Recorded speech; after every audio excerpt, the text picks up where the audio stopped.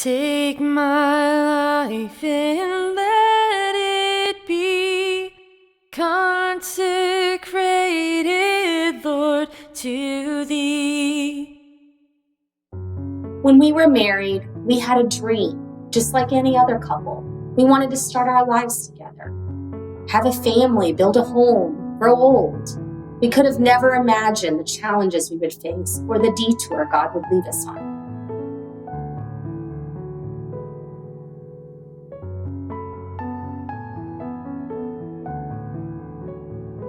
Matt and I met when we were in the 5th grade.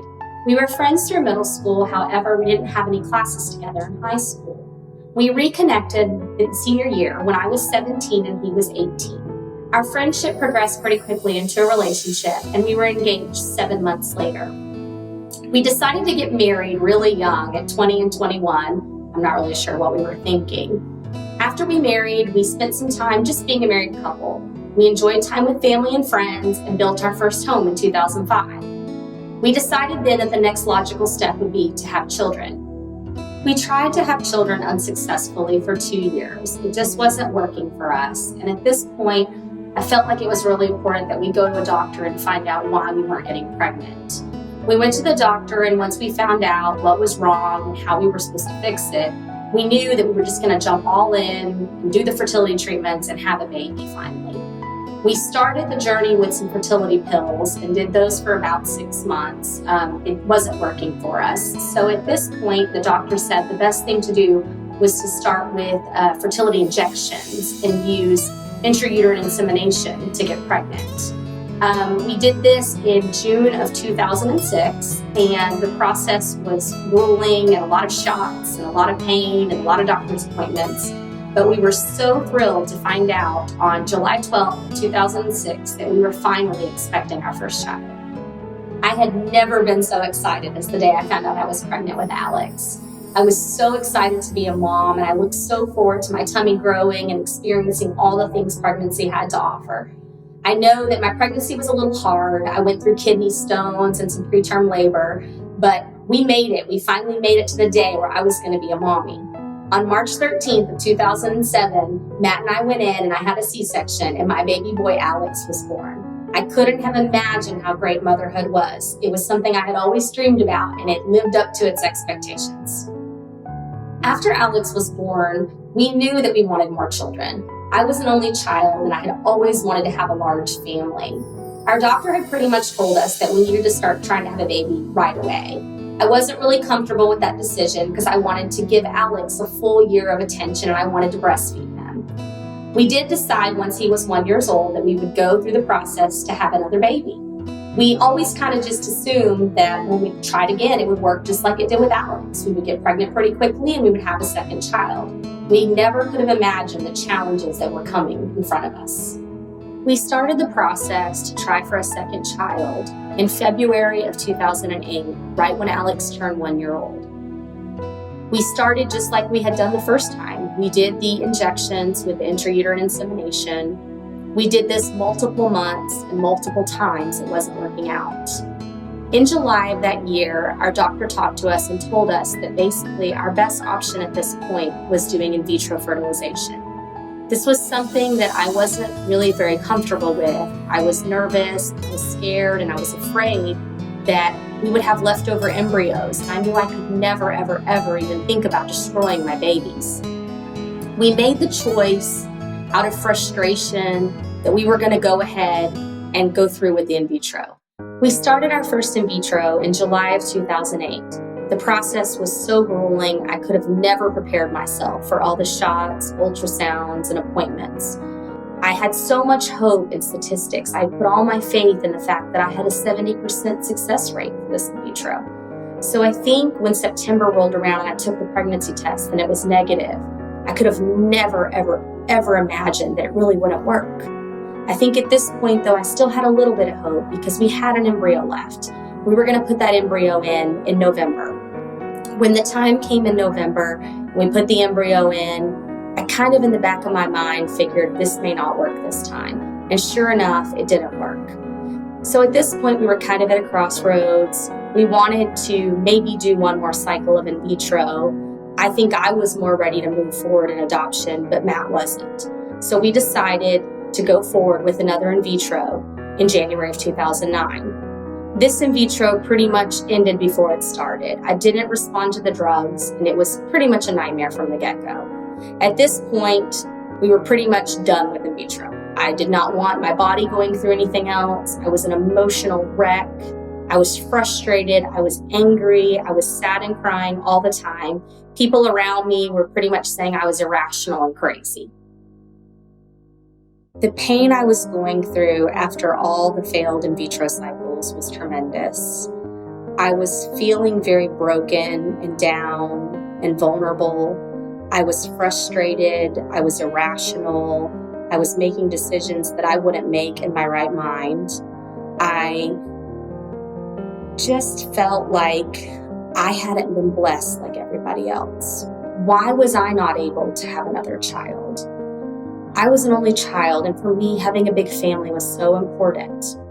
But in this moment, I was realizing that I may have an only child myself.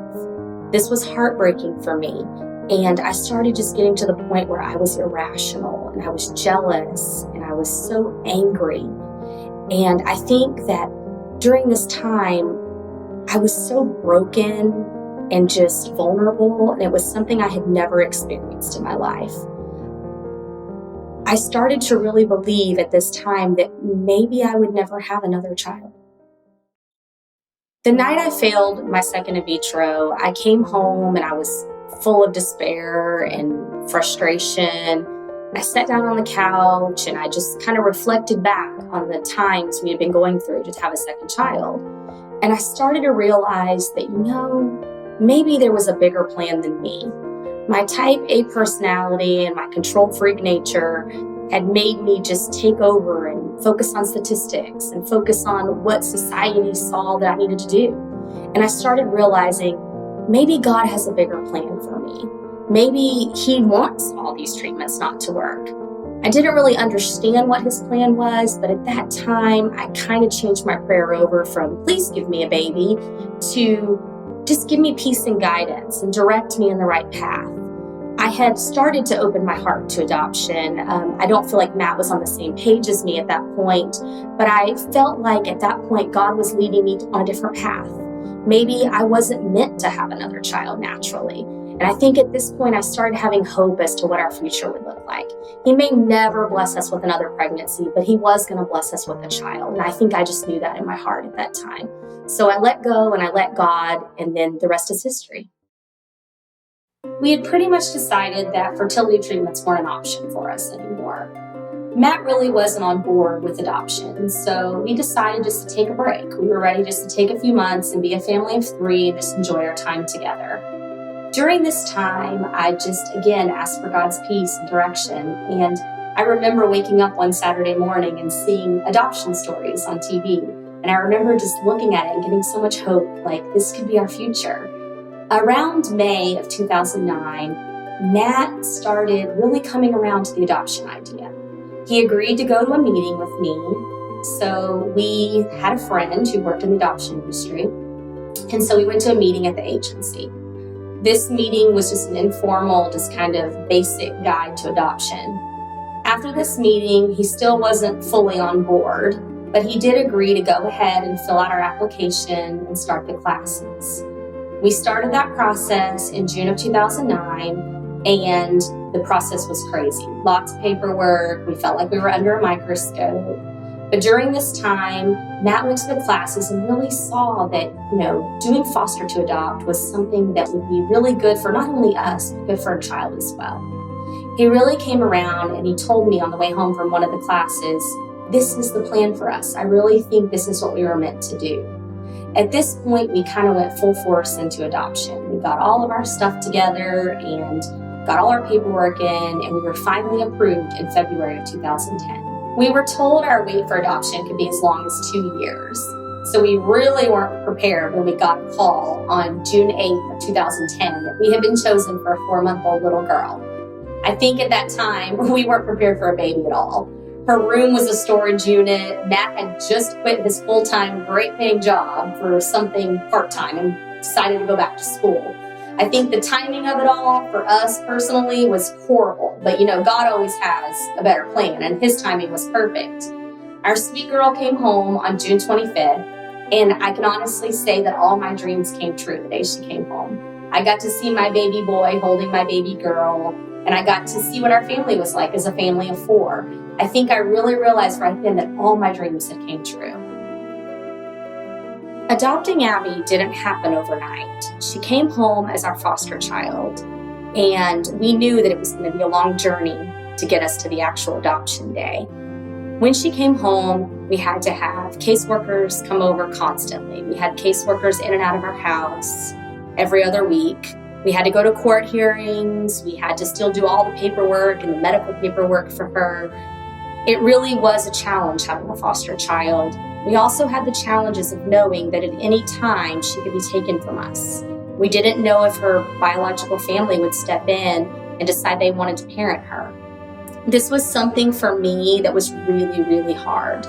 I had trouble attaching and bonding because I was so scared she would be ripped from me after I already fell in love with her. Either way, we chose to push through and just do what was normal. We were going to love on her as if she were our own until the day we finally adopted her. That day came when she was 15 months old. On May 26, 2011, we adopted our baby girl and we became a complete family.